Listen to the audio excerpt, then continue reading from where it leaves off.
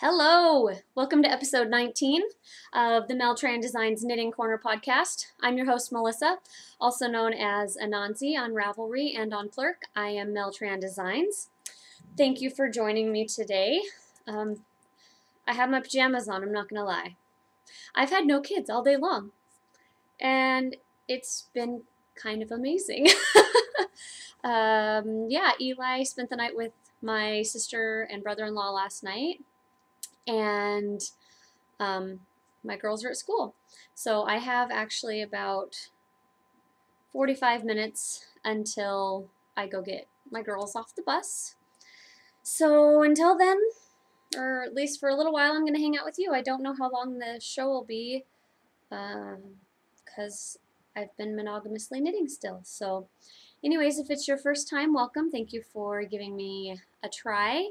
If you are coming back, thank you, thank you, thank you. I'm very happy to have you. All right, let's see. I keep looking at my stuff because I feel like I forgot to grab something, but I didn't. Happenings this week. A huge one. So as you guys know, if you've been watching, Eli is my youngest, and he is 4.5. He is no longer using training wheels. Can you believe that? 4.5, and we took off his training wheels on Sunday, and he was gone. Just seriously. And Jake was right behind him, and they went around the block, and they've ridden all over the place, and he is a pro. You should see it. He just puts his foot up and puts his foot up, and it's awesome. So that's been exciting. Let's see. I don't think I mentioned it last week. Jake has started training for a 100-mile bike ride. It's called a Century Ride. He's going to do that in September. He got his new bike yesterday because the one he had was a mountain bike. It was fine, but he got it in like, I don't know, 96 or something like that. So, you know, it's been around for a while. It's seen better days, but anyway, he wanted to get a street bike since that's what he'll be competing on, is on the road, not mountains. So anyway, that's new. I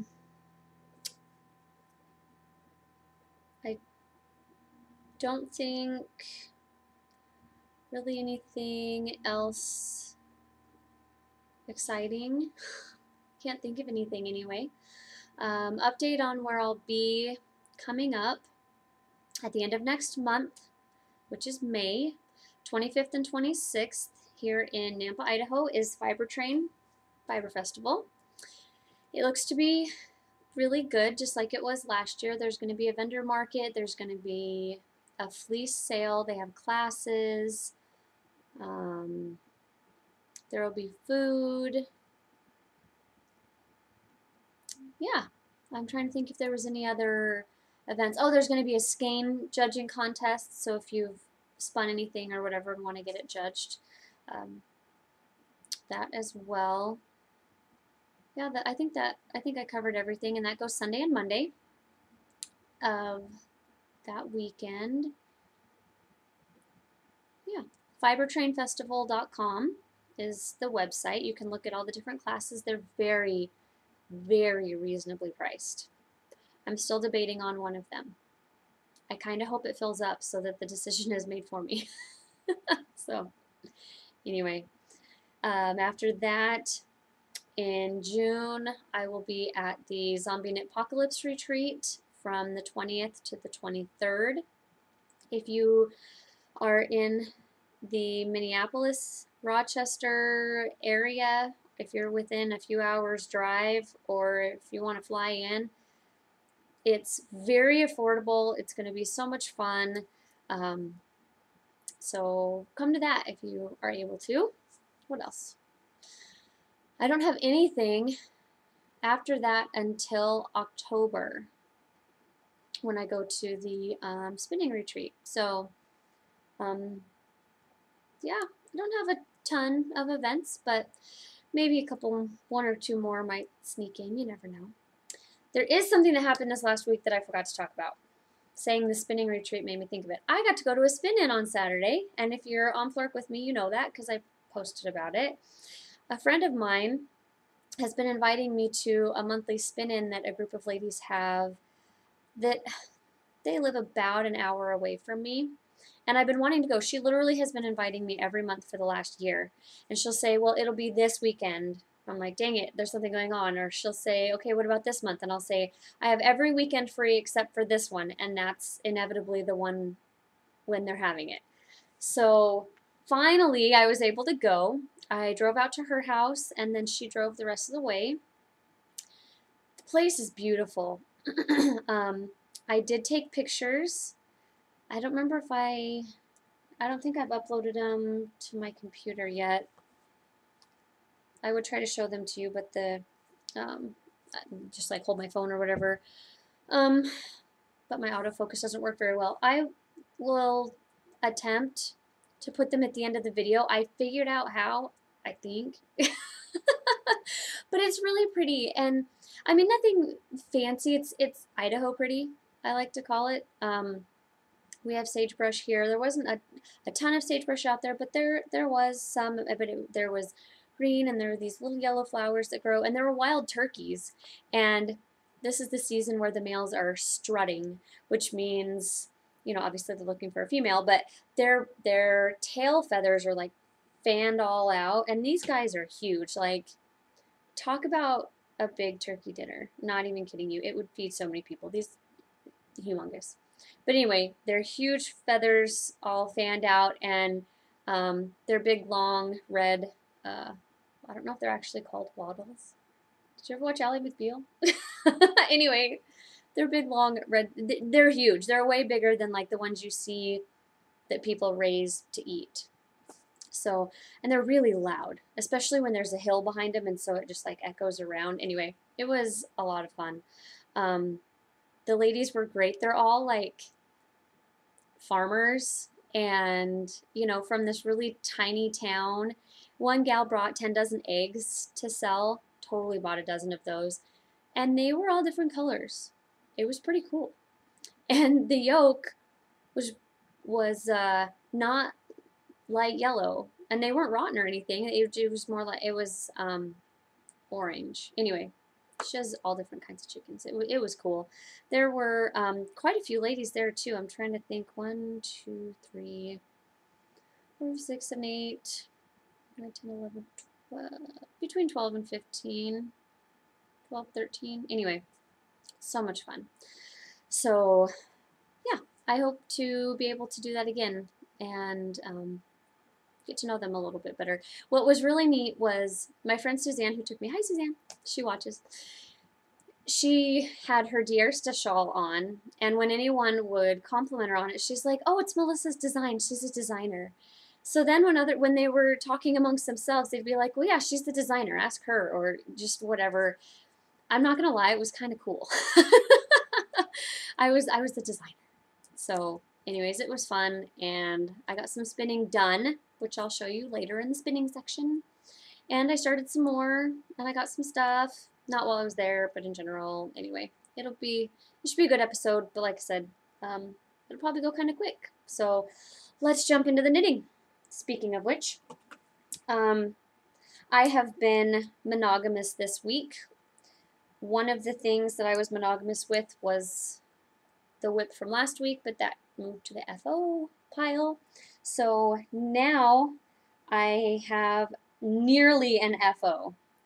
I'm trying to spread this out a little bit. This is the Color Affection shawl. If you remember, I'm doing it as a shop sample for Damselfly Yarns. She put a request out, and here's what I have. You can see it goes to this mint green. I think it's showing up just the semi-solidness of it, the dark and light. And then mixed the mint green with the purple, and then I brought the blue in. And I'm halfway done, actually probably a little more than halfway.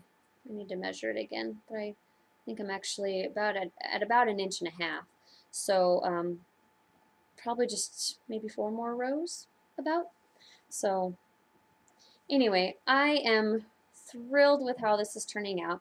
like I've said before, not my colors, but but it's very pretty nonetheless, and it will look great hanging up in her shop. I think it'll be very eye-catching. So anyway, this is Color Affection by Vera Valimaki, and it's done on size 6s. My Darn Pretty interchangeables. I don't. If you pay attention to which needles I'm using, you would remember that last week this was on my size 6 signatures. They decided to break yesterday, right here, where the cable joins.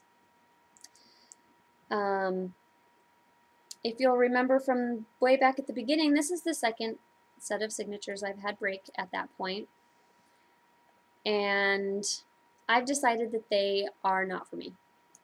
If you like them, I'm getting a brand new set as a replacement because they have a lifetime replacement guarantee. Let me know if you're interested. In a size 1 32-inch, 5 32-inch, or 6 32-inch. That's a 2.25 millimeter, 3.75, and 4.0. Let me know. Alrighty. I will show you, I have this much of the green left. I've re-skeined it because the middle was falling out. I have a ton of the purple left. I mean, there's a good amount there. And then the blue, there's a nice hole in the middle there of it. So anyway, let me get this put back in my bag. This is my medium-sized bag from Knitting's My Bag, Lois. So set that off to the side there. That's all my spinning. Sorry, I have a fuzzy on my nose. I was spinning right before I started. And I was like, hey, I should podcast really fast, which I was going to do this morning, but I was like, oh, there's no kids. Oh, to do. And then I spent an hour curling my hair just for it to end up looking like this.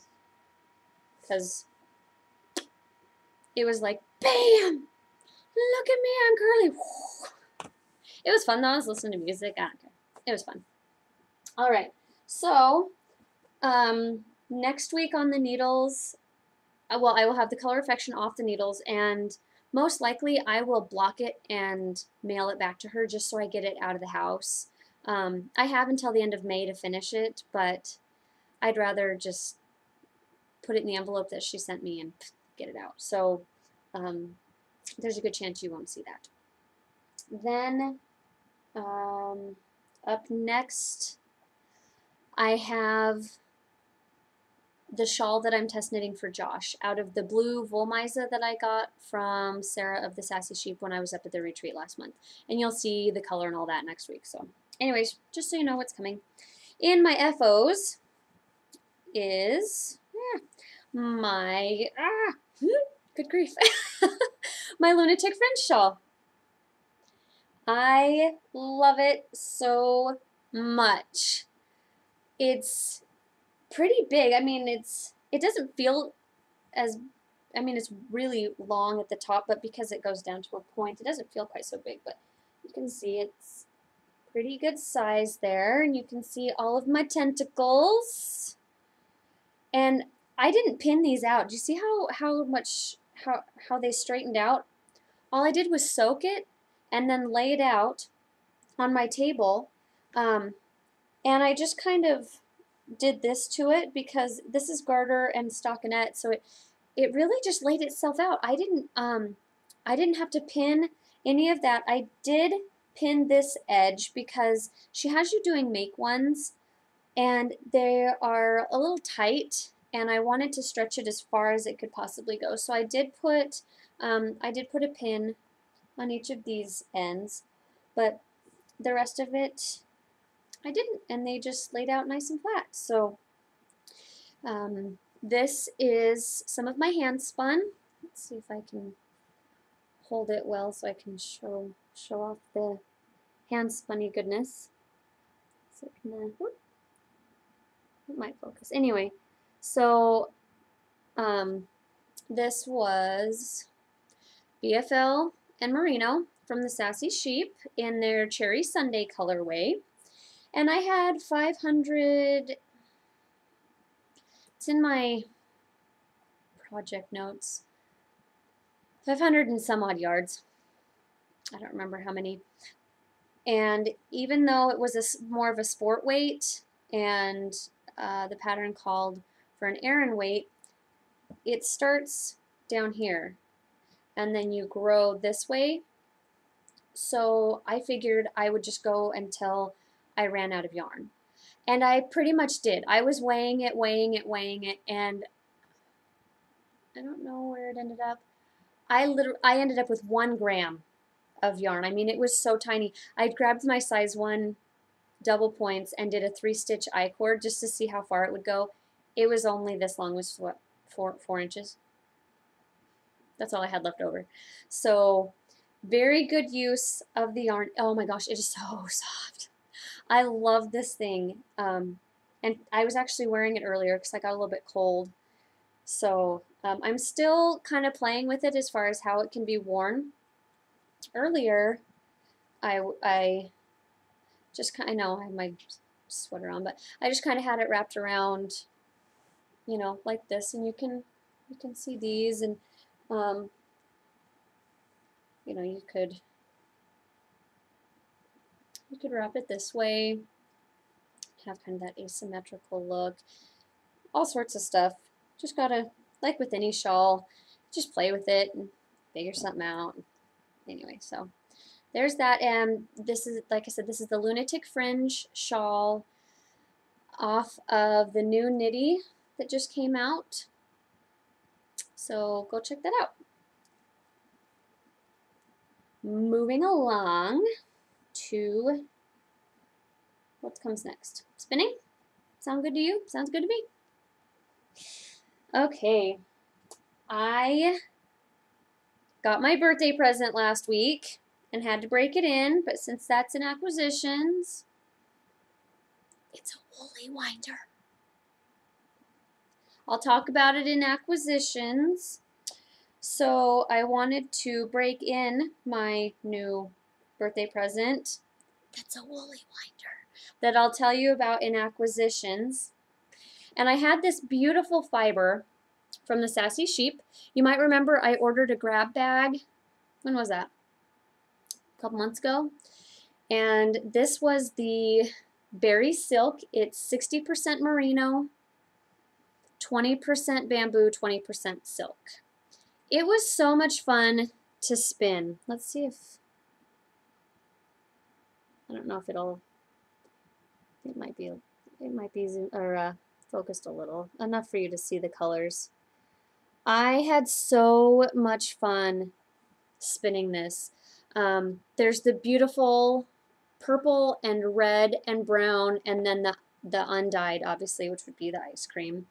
And it's not even, which I wasn't going for. I was just having fun and kind of letting it do its own thing.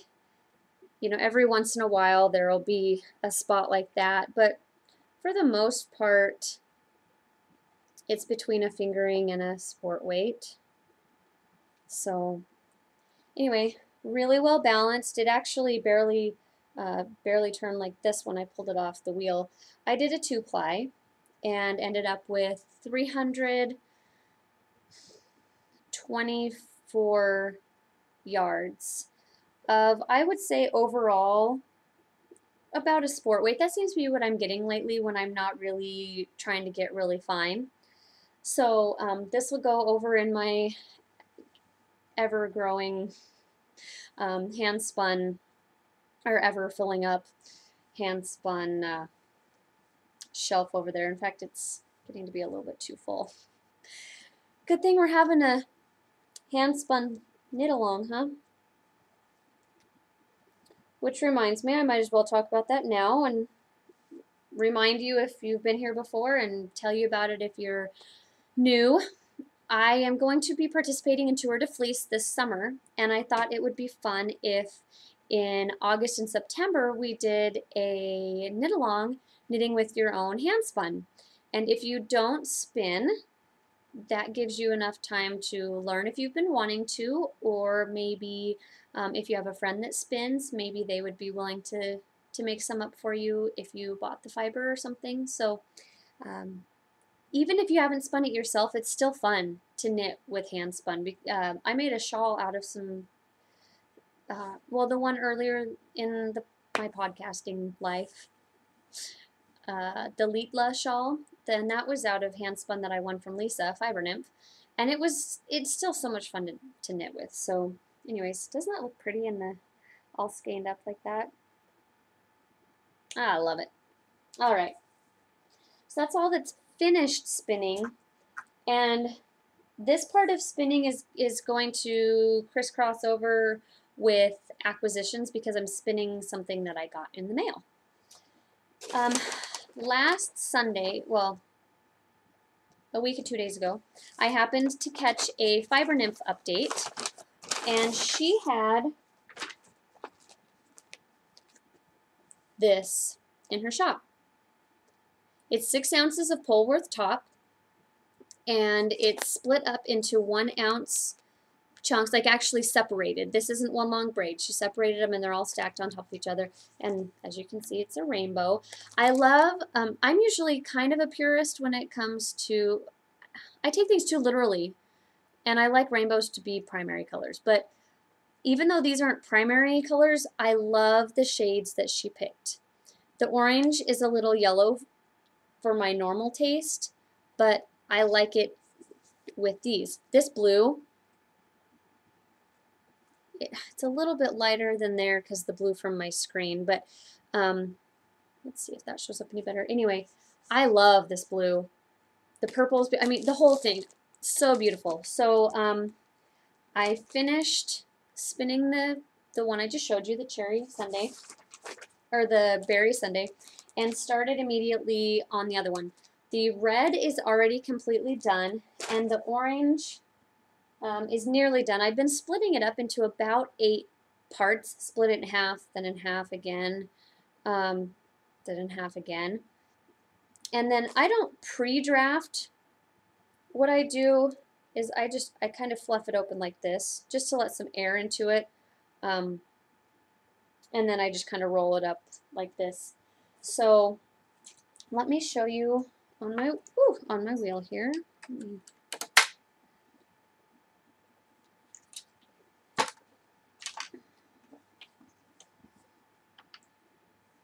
There it is. And it is coming out extremely fine, which is what I'm going for. There's a little bit of thick spot right there, but let's see if I can show you here.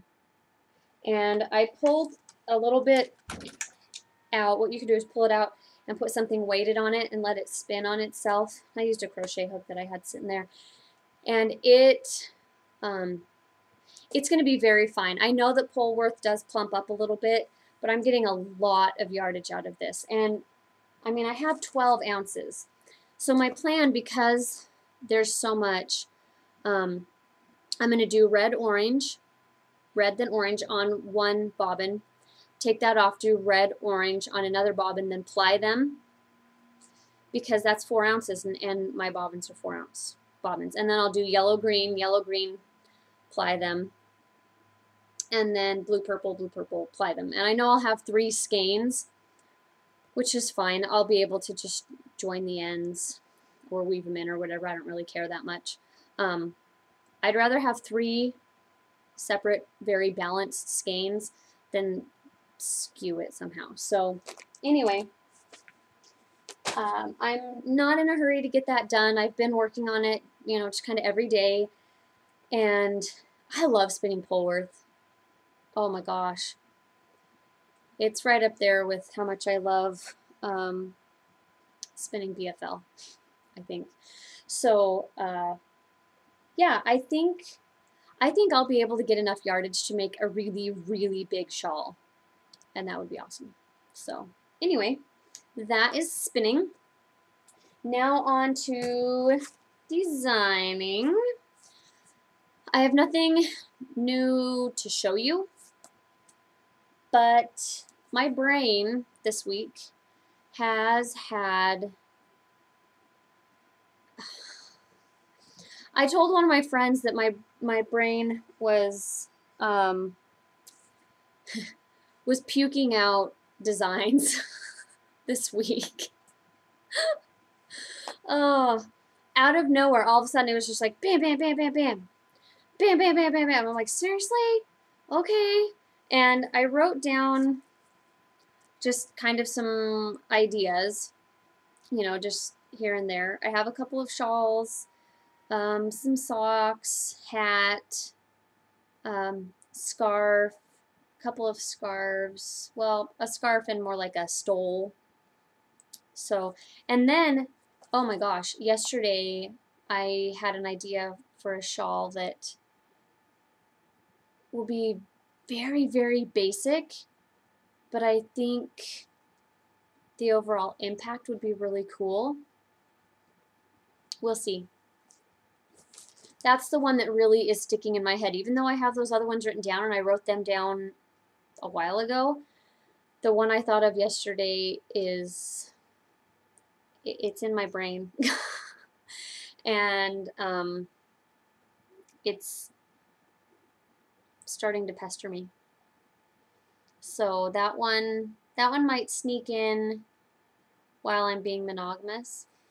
I don't know that I'll really work on it a lot knitting wise, but I think I will at least work on writing it. And I might knit on it a little just to see if the idea works, because I could cast on, you know, a few stitches and just try it out and see if it works. So anyway, so that's what's going on with designing. I promise there will be a lot to come, especially once I'm done with all the things that I'm working through, which is why I became monogamous. I will be doing a lot of designing. And maybe I'll use some of my hand spun for designing in August and September. That'd be cool. So, all right, moving on to acquisitions. I got 2 of these, because you already knew that. And the other thing that came in was my birthday present, and I know you have no idea what it is because I did not tell you earlier.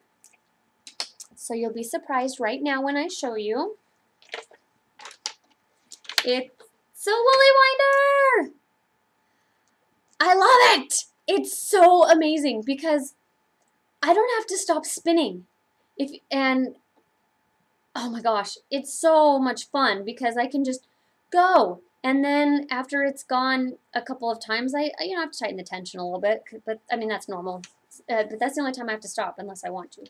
So if you aren't a spinner, or if you are a spinner and don't know what a woolly winder is, as you can see, all I have is this loop. I don't have any hooks along the 2 sides. And there are these gears. There's one here, and there's one actually here on the bobbin. And the way it works is, as the bobbin spins, well, as the flyer spins around the bobbin, it moves this hook. It's not a hook because it's solid around this ring up and down, so it fills it evenly. And you can see how even it is. I am on my way working back from here, so you can tell that it's a little bit more full, and then it'll fill up this way. So no lumpy bumpy, you know, burnt as you're trying to remember to move it, and no stopping. That's just, ugh. It has cut down how much time I spend on each thing by quite a bit. So I had heard that there's a learning curve with it. I think I figured out why people were having tension problems. I don't have, my other bobbins are over there. Oop, sorry about that. Right here where your tension string goes, this one is actually a little bit smaller than on the other shacked bobbins. So it's a little bit lower down. So that means you have to tighten your tension a little bit more than you would have, because it's not sitting up here, it's sitting down in here. So anyway, you just have to tighten your tension up a little bit. And once I got that, poof, I was off and running. So anyway, there's your little FYI in case you have one and had a problem. I think that's all I have for you. I don't have anything else that I bought. Told you about the knit along in August, September. Yeah, we're good. I will try to put a few pictures in at the end because it's a short episode and we shall see. So until next time, I hope you have a wonderful week, and as always, please come join the group on Ravelry and post and talk amongst yourselves, and yeah, have a great time with your knitting and spinning and all other fiber related crafts, and I will see you next time. Keep knitting. Bye.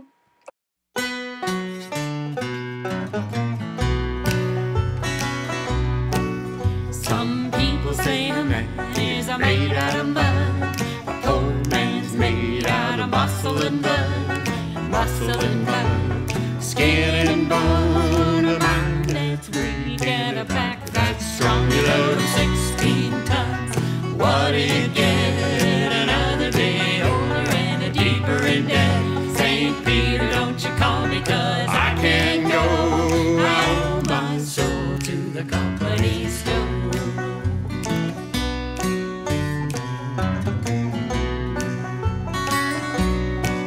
I was born one morning when the sun didn't shine. I picked up my shovel and I walked to the mine. I loaded 16 tons, number 9 coal, and the straw boss said, well, bless my soul, you load 16 tons. What do you get? Another day older and a deeper in debt. St. Peter, don't you call me, 'cause I can't go. I owe my soul to the company store.